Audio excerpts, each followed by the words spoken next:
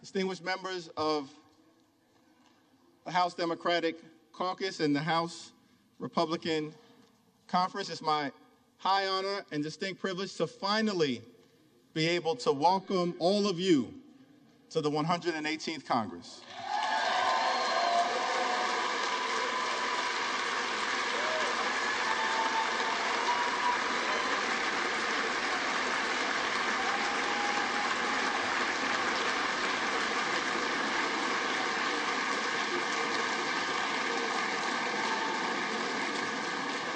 Let me just begin by thanking my good friend, Pete Aguilar, for his very generous words of introduction and for placing my name into nomination a total of 9 times.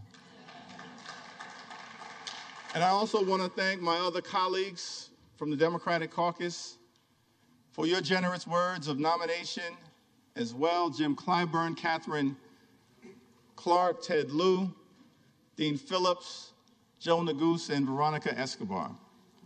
I also want to thank my colleagues, my friends in the House Democratic Caucus for your perseverance, for your strength, for your friendship, for your unanimity of purpose, and for your unanimous support.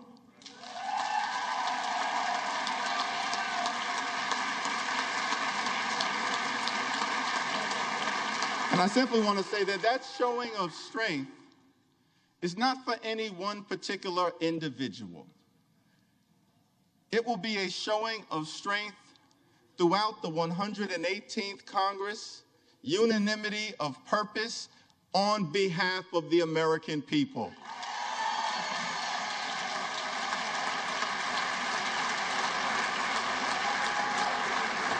Before I proceed any further, let me begin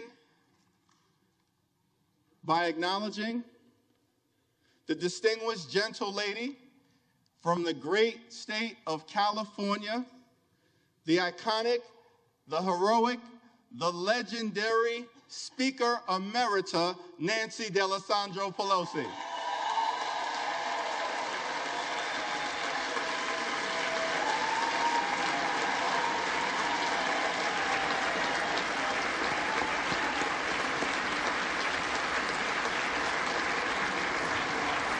And without question in my mind, Speaker Emerita Pelosi will go down in history as the greatest speaker of all time.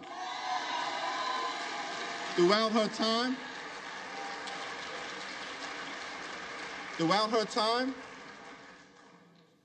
in Congress, she's been a legendary legislator, a fabulous facilitator, and a no-nonsense negotiator.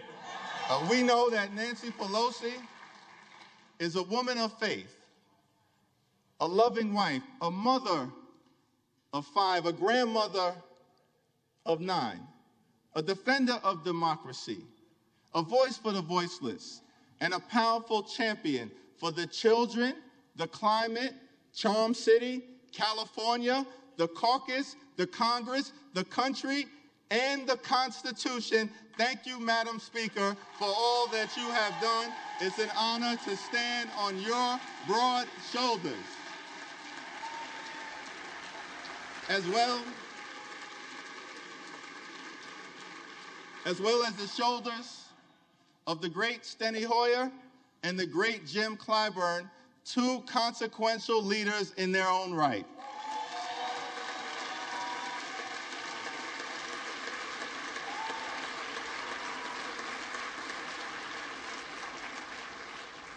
Now, the scripture says in Galatians, let us not become weary in doing good, for at the proper time we will reap a harvest if we do not give up. Over the last 2 years, House Democrats, in partnership with President Biden and our colleagues in the Senate, have been hard at work on behalf of the American people, getting big things done. We passed the American Rescue Plan, saved the economy from a deep recession, put shots in arms, money in pockets, and kids back in school. We passed the Infrastructure Investment and Jobs Act to create millions of good-paying jobs, fix our crumbling bridges, roads, tunnels, our airports, our sewer and water system, our mass transportation systems, and ensure high-speed internet access in every single community.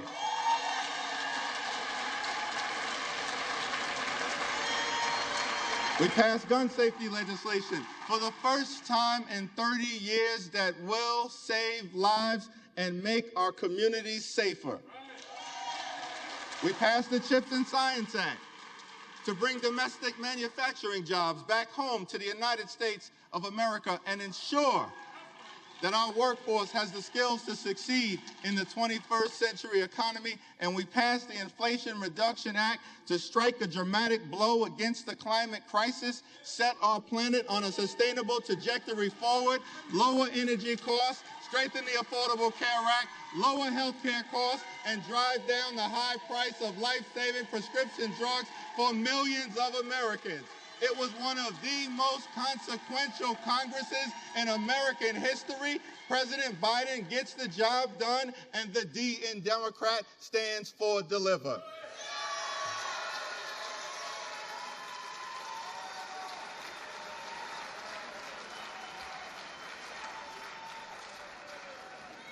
So over the next 2 years, over the next 2 years, as we begin this 118th Congress, let us continue to fight for lower costs. Let us continue to fight in this Congress for better paying jobs. Let us continue to fight in this Congress for safer communities. Let us continue to fight in this Congress to defend democracy. Let us continue to fight in this Congress to put and protect the public interest. Let us continue to fight in this Congress for economic opportunity in every single zip code. And let us continue to fight in this Congress for reproductive freedom.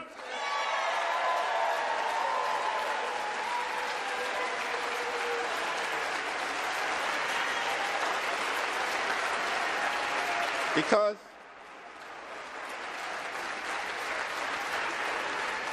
as Democrats, we do believe in a country for everyone.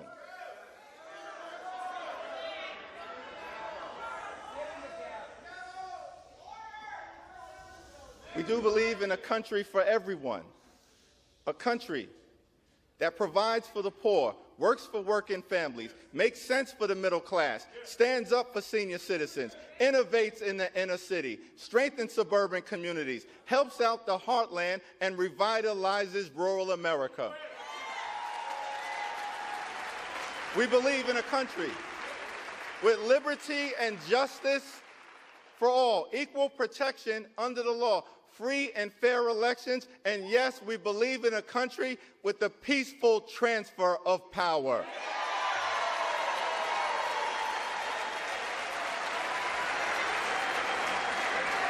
We believe that in America, our diversity is a strength. It is not a weakness. An economic strength, a competitive strength, a cultural strength. Our diversity is a strength. It is not a weakness. We are a gorgeous mosaic of people from throughout the world. As John Lewis would sometimes remind us on this floor, we may have come over on different ships, but we're all in the same boat now. We are white, we are black, we are Latino, we are Asian, we are Native American, we are Christian, we are Jewish, we are Muslim, we are Hindu, we are religious, we are secular, we are gay, we are straight, we are young, we are older, we are women, we are men, we are citizens, we are dreamers. Out of many, we are one. That's what makes America a great country. And no matter what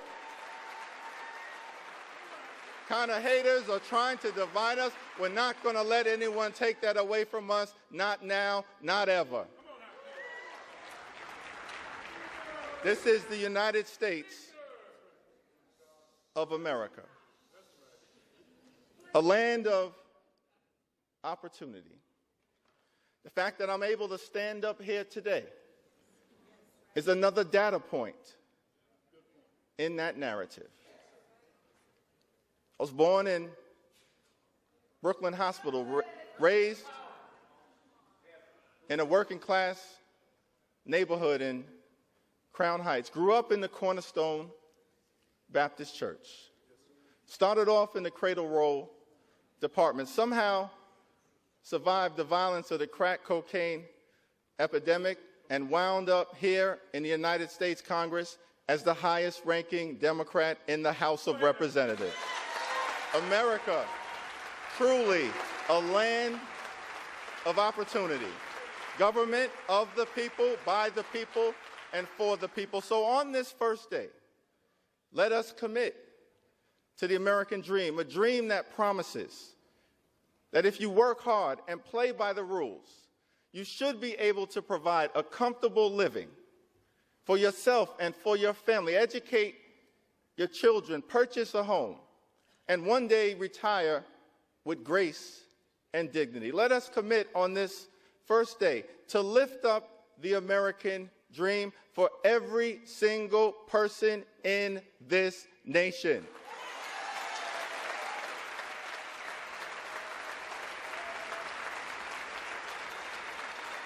Now, I recognize that this is a moment of transition. As we transition from one Congress to the next, from one majority to the next, from a year of accomplishment to a year of ambiguity, a moment of transition. The American people, understandably, after the events of this week, recognize that the Congress is at a fork in the road and are asking the question, what direction will we choose? On this first day, I do not pretend to answer that question on behalf of my colleagues on the other side of the aisle, but we do extend our hand of partnership to you and want to make clear that we extend and intend to try to find common ground whenever and wherever possible on behalf of the American people.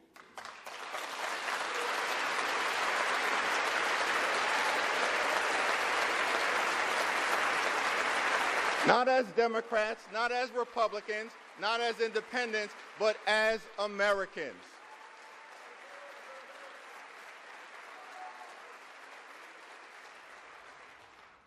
But I also want to make clear that we will never compromise our principles.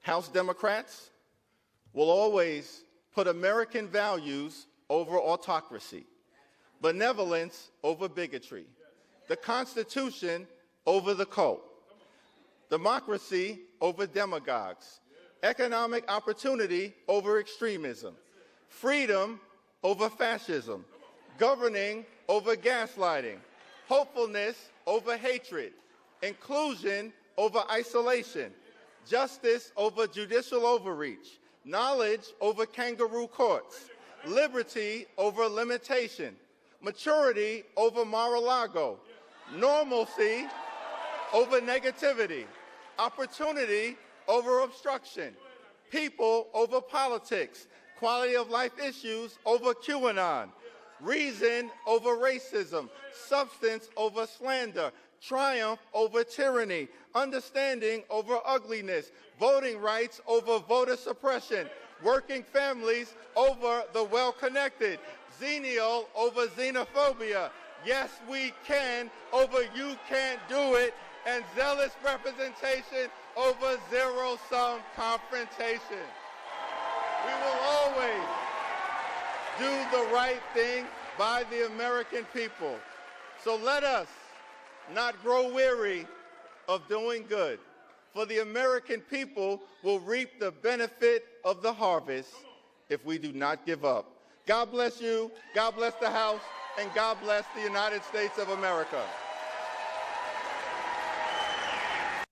All right, folks, welcome back to The Culture here on the Black Star Network. I'm your host, Farajii Muhammad. Thank you so much for tuning in and being a part of the conversation as we are just going to be shifting gears, not necessarily away from politics, but just about person. We go from one black man to another. And this one is one that is certainly making history. We're talking about Hakeem Jeffries, who's the congressman out of New York, who has been elected and voted, or who was voted to be the leader of the House Democrats, as he is taking on the role of House Speaker after Nancy Pelosi has decided to step down, not in full from her role as House Speaker, but she still is, of course, going to be working in Congress. But this is opening the door for his historic major moment that you have a black man who is the leader of one of the national parties, both parties actually, and in this way. So we wanted to talk about the significance of this, and I couldn't think of anybody better to discuss this other than my brother Michael Imhotep of the African History Network. You can definitely check out his shows and, of course, the work that he's doing at the AfricanHistoryNetwork.com, and so much that he brings to the table. So we're always happy to have him to talk about this great history-making moment. And so just let me know, Ariel, when we can get it. If we could play this video, this is going to be of Hakeem Jeffries, thanking, his colleagues for voting him in as the House Speaker, and more importantly, what he planned to do. So let's move forward. Let's play that video for me, please, Ariel, of the congressman. Honor to stand before you today as the incoming House Democratic leader for the 118th Congress that will convene on January 3rd, and to be joined by my two good friends, amazing colleagues and partners, the incoming House Democratic Whip, Catherine Clark, and the incoming caucus chair, Pete Aguilar. I also want to convey my thanks to Speaker Nancy Pelosi, an extraordinary speaker for the ages, who has delivered so much for so many over such a significant period of time. Our caucus is better, our country is better, the world is better because of Speaker Nancy Pelosi's incredible leadership. I also want to thank our current House Majority Leader, Steny Hoyer, and our current House Majority Whip, Jim Clyburn. We look forward to finding opportunities to partner with the other side of the aisle and work with them whenever possible. But we will also push back against extremism whenever necessary. Hakeem Jeffries, Representative Hakeem Jeffries, the first black man to hold the post of House Speaker. We got Brother Michael. Let's bring Brother Michael and Hotep back into the conversation. Brother Michael, we got you down, bro. Yes. Can you hear me? Yes, sir. Yes, sir. We can hear you loud and clear. Appreciate you. Brother Michael, what this, talk to us about the significance of this moment for Hakeem Jeffries and for the state of black politics, black political power. Is this something that you feel like Black America should be excited and celebrate? I think we should be excited about it and celebrate for a moment, but we also have to understand that we have to understand politics, law, economics, and understand how to push an agenda. Hakeem Jeffries is brilliant. His uncle is one of my teachers, Dr. Leonard Jeffries, one of our Grandmaster Scholar Warriors. Mm-hmm. I know his brother as well. So I interviewed his brother on my show. So Hakeem Sekou Jeffries is brilliant. He was one of the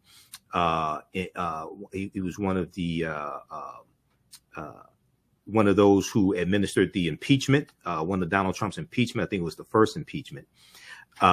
He's represented New York for years as a member of the House of Representatives. He's a member of the Congressional Black Caucus as well.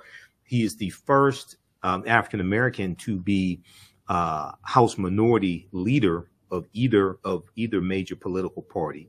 Yep. And what this will allow him to do is to put front and center issues that impact everybody, whether it's the economy, whether it's inflation, what have you. It would allow him to give him a platform to put front and center how this disproportionately impacts African Americans, and also how policies will disproportionately positively benefit African Americans. Now, just like with President Barack Obama, we can't just sit back and think one brother is going to whip all these white people's behinds. It doesn't work like that. Okay, that's not how the real world works. Okay, we have to understand the groundwork. We have to understand that we have to understand how politics works, understand law. We have to read the U.S. Constitution, understand how to push a political agenda, and understand that we have to leverage our economics to enforce our political agenda as well. If you look at what's taking place right now with student loan forgiveness, Republicans don't support student loan forgiveness. I heard so many people call into talk radio, call in the Reverend Al Sharpton show, post on social media, telling Joe Biden, saying all he has to do is sign an executive order. All he has to do is sign an executive order. Obviously, you've never been involved in writing an executive order. I actually have, for the city of Detroit. They had to do extensive legal research to make sure that Biden had the legal authority to do that. An executive order is not just signing a document. You don't understand dealing with the federal government. This is going to impact 43 million people. Well, guess what? It's tied up in court. So he did the executive order. They put out a 25-page document explaining their legal rationale of why Biden has the authority to do this based upon the 2003 HEROES Act. And Republicans have sued and tied it up, blocked it in court. Now it's going to the U.S. Supreme Court. So all the people who were saying all he has to do is sign an executive order, none of them saw this coming. None of those people weren't saying, wait a second, they have to make sure they're on legal grounds. That what happens when lawsuits are filed? This can go to the U.S. Supreme Court, and you got a 6-3 conservative Supreme Court. Okay, so this is why we have to once again, one brother ain't going to go in and beat all these white people's behinds. No, you have to understand how all this comes together. And unfortunately, many of us are playing the game of political football and don't know the difference between a first down and a touchdown and wonder why we're not scoring any points. So that opens up the conversation. And I'm so happy that you mentioned that, Brother Michael. That opens up the conversation about tempering our expectations, right? Yeah. Because we do expect that Black folks get into these positions of power and that they're going to whip the system's ass, right? You know what I mean? And it doesn't work like that. What challenges do you foresee him, Brother Hakeem, having to face as he gets into this new role? Plus, it was reported by CNN that he plans on spending just 2 years in the minority before trying to become speaker himself after the 2024 election. So he's got his eyes set on the even bigger situation. So what challenges do you foresee him having to face? Well, the reason why he has his eyes on being Speaker of the House of Representatives is because Democrats are anticipating taking back control of the House in 2024. After America sees how crazy Republicans are going to be for the next 2 years. Notice how they stopped talking about fighting inflation and fighting crime. And they're talking about investigating Hunter Biden's laptop. They're talking about investigating the origins of COVID-19 and Dr. Anthony Fauci. They want to investigate the investigators on the January 6th committee. OK, they're talking about all of these. They're talking about all these investigations. Notice how they stopped talking about. I thought inflation was the worst thing. Kevin McCarthy. They have not presented a plan to deal with inflation. They have not presented a plan to deal with crime. Okay, so one of his biggest problems is going to be with dealing with chaos, utter chaos from the Marjorie Taylor Greens, whose voices are going to be elevated, the Matt Gaetz, whose voices are going to be elevated, and there's going to be total chaos amongst Republicans, especially if Kevin McCarthy becomes House Speaker of the House of Representatives, because he's going to cut so many deals, because they're only going to probably have about a 4-seat margin, maybe 5-seat margin. And because you're going to have so many crazies there, you're going to have people like Louis Gohmert and Jim Jordan, things like this. He's going to have to cut so many deals, Kevin McCarthy. The Republicans are not going to be able to govern. Okay. Now, it will help Democrats in 2024. You're not going to be able to get a lot of bills passed with these crazies controlling the House of Representatives, these Republicans, because no bill can come to the House floor for a debate or a vote without the permission of the Speaker of the House of Representatives. So people don't understand. You got to study you go to house.gov, learn the rules of how the House of Representatives operates, which is different than the Senate. Okay. This is why back when Representative John Lewis was still alive, and when Paul Ryan, Republican Paul Ryan, was Speaker of the House of Representatives, remember they had a sit-in on the House of Representatives floor trying to force Paul Ryan to take a vote on common sense gun laws. I don't know how many people remember this. They had a sit-in led by John Lewis on the House floor. They never took that vote. Why? Because the Speaker of the House controls this, and he didn't call for the vote. So a lot of times we think these elections are about one person. No, they're not. You have to understand how all this comes together. So we're in for a crazy 2 years, but we need to set this up for Democrats to expand their margin in the Senate, take back control of the House, and maintain the White House as well. If we look at Black political power, and you and I have had conversations, Brother Michael, when you question, the whole idea of a Black agenda, right? You broke that down very well. I think it was last week when we had you on. You talked about this. But when we talk about looking at 24, if Hakeem Jeffries is looking to be the House Speaker, versus being a presidential candidate, right? He's a rising Black star among the Democrat Party. He could possibly run, or is this too? He can run, but he's gonna lose. First of all, when we look at those who have been successful in becoming president in the last 50 years, none of them came from the House of Representatives. Meaning, you don't go from being a member of the House of Representatives, where you represent about 710,000 people, to becoming president and you govern 330 million people. That don't even happen for white men. Okay, they're either senators or they're governors. Okay, or they're reality TV stars. They got like 80 million followers on Twitter, something like that. Okay, but usually they're either senators or governors. Okay. If we go back and look, whether we look at George W. Bush, the son, governor of Texas, where we look at Barack Obama, senator from Illinois, if we look at Bill Clinton, governor of Arkansas, okay, this is how this happens. Or they were vice president, as in the case of Joe Biden, and that's the best experience to be president, vice president. You don't go from being Speaker of the House of Representatives to being president of the United States. And you also don't go from being a state representative to being vice president of the United States either. This is why I love Stacey Abrams. No way in the hell Stacey Abrams is going to become vice president.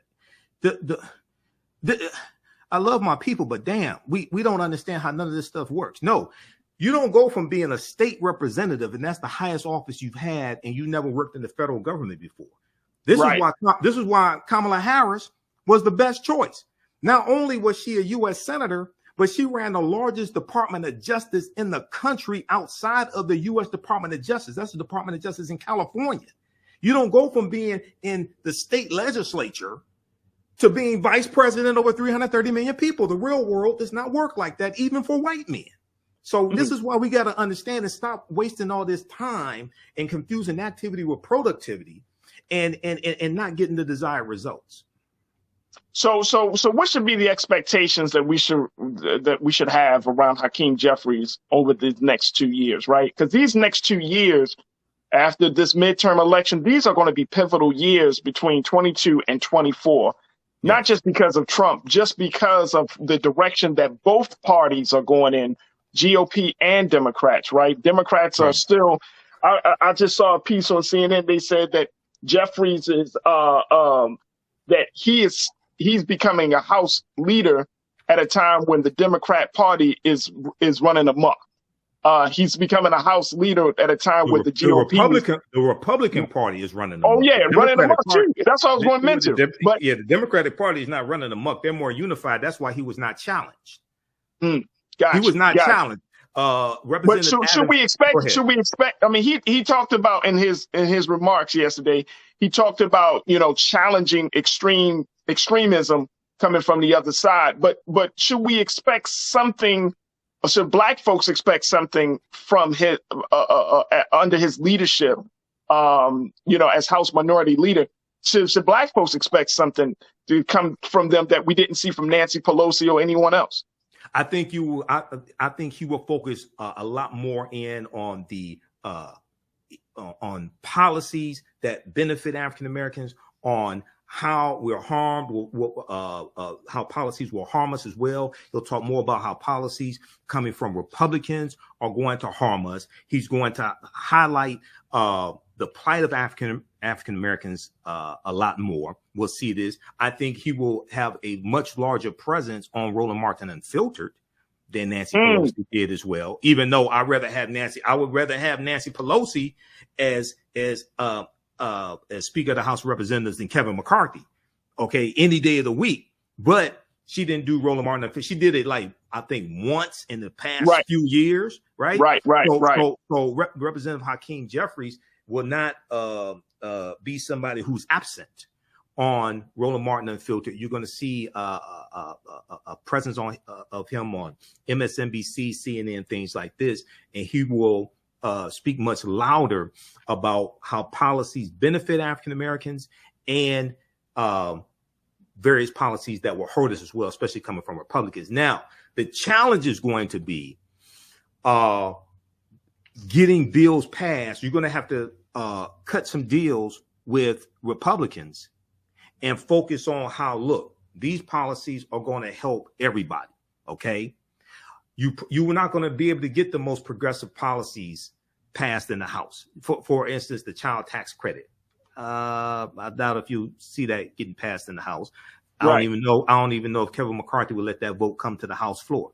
So these 2 years, this is why I said Democrats really need to maintain control of the House. But it could have been a lot worse. Republicans could have picked up a lot more seats in the House of Representatives. Absolutely. Absolutely. Look, we're going to take a quick pause on this again. And I'm glad that you just brought up some key points. And, only time is going to tell, Brother Michael, as we know, about how this situation is going to play out. I mean, it's historic, it's monumental, but at the end of the day, we still have to hold our brother accountable. And as you mentioned in your earlier remarks, he's coming from a great line of scholars and thinkers. His uncle, Leonard Jeffries, who I've got you say he's one of your mentors, got a lot of love and respect about the scholarship of Leonard Jeffries. And we know that family has been indoctrinated, for lack of a better word, in the liberation and the struggle of Black folks in this country. So we're going to have to see, because this might open the door, and you tell me if I'm wrong in thinking this way, Brother Michael, but this may open the door for a different form of democratic expression, where it's a little bit more. But I don't know. Maybe I'm jumping the gun, jumping to conclusion. Well, he's articulate. He's an attorney. He knows how to phrase things, and he's brilliant. Okay. Right.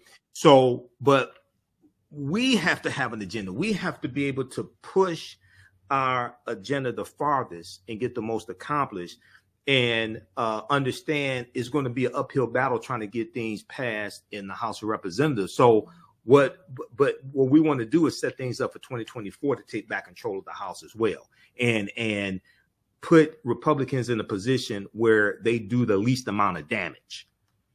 Okay, because these are some crazy people. If you listen to them, you listen to people like Marjorie Taylor Greene. You listen. Bro, to I can't even do it, bro. Michael. You listen to what they're talking about, what they're planning with the with the investigations, and then at the same time, I mean, Marjorie Taylor Greene, she spoke at the conference that Nick Fuentes organized. Okay, well, Nick Fuentes showed up at he was the guest of Kanye West to have dinner with Donald Trump. Yeah. Okay. Yeah. So these are so you have the Republican Party who's totally embraced this white supremacist, white nationalist rhetoric. They are the white nationalist party. So these are things that Hakeem Jeffries and the rest of the Democrats, Representative Pete Aguilar, who's going to be the chairman of the party caucus, and Representative Catherine Clark, Democrat of Massachusetts, who's going to be the House Whip. These are the crazies that Democratic leadership is going to have to deal with. Absolutely. Absolutely. Let me just get a couple of comments from our online culture crew. Tiana, you said the House Republicans are going to waste time investigating bullshit. They're going to have a bunch of meaningless. This is going to be Benghazi all over again. They did 7 Benghazi investigations. This is going to be meaningless, and there's going to be overreach, massive overreach from Republicans. It's going to backfire on them. And I think they're going to lose the House in 2024. I think Democrats will maintain control of the White House and the Senate, because they're going to show how crazy they are. And people are going to say, "Oh no, we can't have 2 more years of this." Right, absolutely. Real Brooklyn, you said other than him being a little too soft on important issues, he seems to be a good dude. I don't know if things he has done or led the way on is enough for me to have confidence he will be impactful. Any thoughts on that, Brother Michael?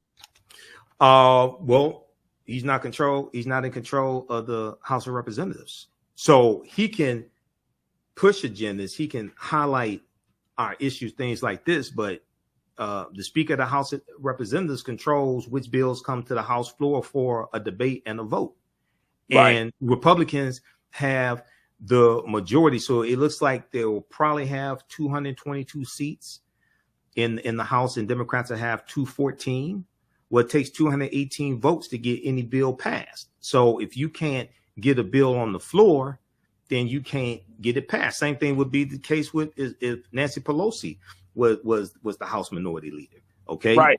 Those are the rules of the House. That's why we have to take back control of the House in 2024, because if you can't get bills passed in the House, then you can't get them signed into law. Absolutely. Dougie Fresh, you said if Trump can be president having never held any elected office, then surely Abrams can be a vice president. Stop saying what others can't do. What you mean is you can't do it. Well, unless you were president yourself, I don't think. See, once again, Donald Trump was a fluke. He didn't even win the popular vote. This is what happens when you don't understand politics. Donald Trump was a fluke. Donald Trump came into people's homes week after week, year after year on a reality TV show called The Apprentice. Donald Trump was already a household name going back to the 80s before The Apprentice started. Donald Trump had about 80 million followers on Twitter. He had tens of millions of followers on Facebook. Now compare that. I love Stacey Abrams, but I understand how politics works. Compare that to Stacey Abrams' following. Outside of Georgia, we're talking about nationwide. Right. Okay. Look, if she couldn't win the governorship in Georgia, then you think she's going to go from being state representative in Georgia to being vice president? That don't even work for white men. That's not how the real world works. No. And she would have been a better vice president than Mike Pence. Go look at Mike Pence's record. Mike Pence was a member in the House of Representatives. Mike Pence was the governor of Indiana. Pence was put on the ticket to balance out the fact that Donald Trump had no experience in politics. That's why Pence was put on the ticket, because he had experience in writing legislation for the federal government. He had gubernatorial experience. Stacey Abrams, state representative. She doesn't have gubernatorial experience. She doesn't have experience in running a state or a city or anything like that. That stuff, we have to stop dealing with these fairy tales. Absolutely. Absolutely. I appreciate all of the comments that came in from our online culture crew. Be sure to register for the online history classes that I teach on Saturdays and Tuesdays. On Saturdays, I teach ancient Kemet, the Moors, and the Ma'afa, understanding the transatlantic slave trade, what they didn't teach you in school. This is a 12-week online class, and we deal with thousands of years of history and what leads up to the transatlantic slave trade taking place. So if you go to our website, theafricanhistorynetwork.com, theafricanhistorynetwork.com, and scroll down the homepage, you'll see information about our Sunday night radio show. I'm on Sundays, 9 p.m. to 11 p.m. Eastern Standard Time on 9:10 a.m. the Superstation WFDF, and Facebook fan page and our YouTube channel as well. And you scroll down, we have the bundle pack for our online classes. There are 2 classes that I teach on Saturdays, 2 p.m. to 4 p.m. Eastern Standard Time. Ancient Kemet, the Moors, and the Ma'afa, understanding the transatlantic slave trade, what they didn't teach you in school. We teach this on Saturdays, 2 p.m. to 4 p.m. Eastern Standard Time. Our next class is Saturday, January 7th, 2023. And we deal with thousands of years of history and what leads up to the transatlantic slave trade taking place. And we also deal with the 800-year occupation of Europe by the Africans known as the Moors. So this class is on sale $60, regularly $130. We do the sessions live. All the sessions are archived and recorded. You can go back and watch them anytime. And you can also use this information with your children as well. I would say the content is PG-13. PowerPoint presentation, we have book references, articles, video clips. You'll never see history the same way. And just click right here to register here, and then click on the enroll button. And as soon as you class, you can start watching the content. Okay. So you can watch the previous classes and get caught up and join us in the next class. And then Tuesdays, I teach from the Civil War to the Civil Rights Movement and Black Power. And we deal with history from basically 1800 through 1968, 1970. And the class is the same format. And we teach this Tuesdays, 7 p.m. to 9 p.m. Eastern Standard Time. You don't have to stay for the whole class. If you missed the class, that's fine. You can go back and watch it anytime. So we do the sessions live. All the sessions are archived and recorded. You can go back and watch the class a year from now, 2 years from now. You'll still have full access to the class. This class is regularly $130. It's on sale $60. And we have a bundle pack of both classes. It's over $260 value on sale right now for $100. Okay, you can register for both classes. If you've taken any of my online classes in the past, and I've been teaching these going back to 2017 with ancient Kemet, the Moors, and the Ma'afa, understanding the transatlantic slave trade, email us at ahnshow@theafricanhistorynetwork.com, ahnshow@theafricanhistorynetwork.com, and you'll get 50% off the bundle pack. Okay, so you can also email us right through the website as well. At the on the menu at the top of the website, just click on Contact the African History Network, and it takes you to the next page, contact information.